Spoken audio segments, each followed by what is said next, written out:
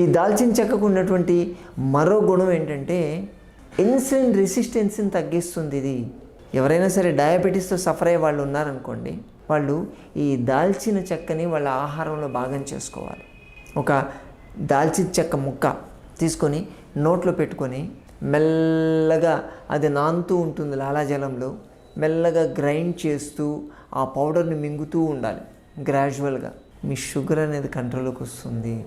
So అక్కడ కూడా insulin రెసిస్టెన్స్ని తగ్గిస్తుంది. దాంతో షుగర్ అనేది కంట్రోల్లో ఉంటుంది. ప్యాంక్రియాటిక్ యాక్టివేటర్ లెక్క పనిచేస్తుంది ఇది.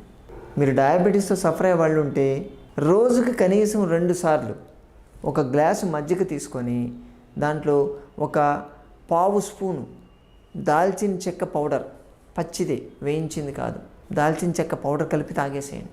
మీ షుగర్ లెవెల్స్ తగ్గడం మీరు అబ్జర్వ్ చేస్తారు.